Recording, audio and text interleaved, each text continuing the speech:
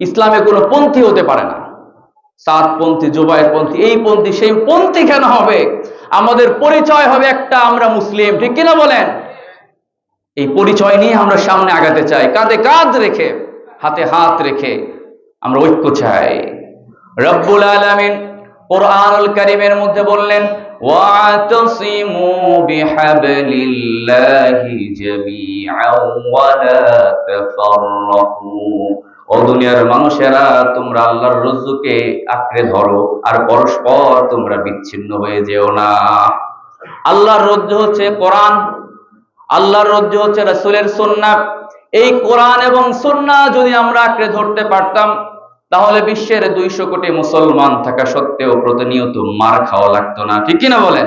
পৃথিবীর আনাচে কানাচে মুসলমানরা মার খায়, মুসলমানরা জুলুমের শিকার হয়, শুধুমাত্র আমরা কোরআন থেকে দূরে সরে গিয়েছি। রাসূলের সুন্নাহ থেকে দূরে সরে যাওয়ার কারণেই আজকে পৃথিবীতে সবচাইতে লাঞ্ছিত আর অপমানিত হয় মুসলমান, ঠিক কিনা? আমরা তো সেই মুসলমান ছিলাম যারা কিনা মাত্র 313 জন, সে বদরের সাহাবী, ইমানদার সাহাবী, যারা কিনা 1000 সশস্ত্র সেই কাফেরদের মোকাবেলা করে বদরের প্রান্তরে জয়ী হয়েছে, ঠিক কিনা বলেন?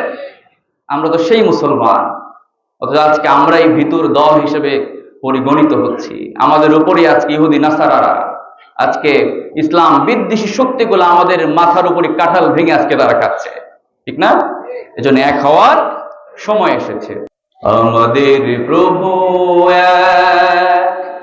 এক নবীর উম্মত, জীবন বিধান এক, ওই সে বাণী কোরআন।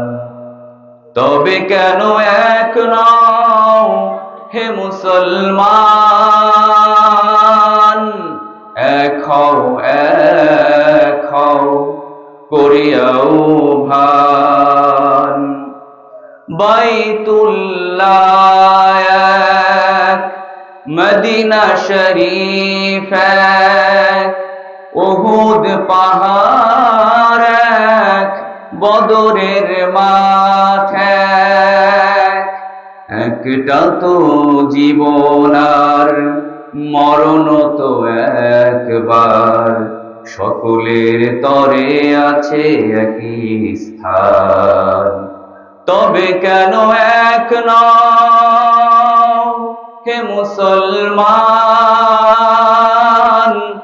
এক হও, এক হও করিয়াও ভান। হাসরের মাঠ এক, মিজানের মাপ এক, লৌহে মাহফুজ এক, কুল সিরাত এক। একটা তো চাঁদার একটাই সূর্য, ধরাতে নিয়ম মেনে আলো করে দান। তবে কেন এক নও হে মুসলমান? এক হও, এক হও করিয়াও ভান।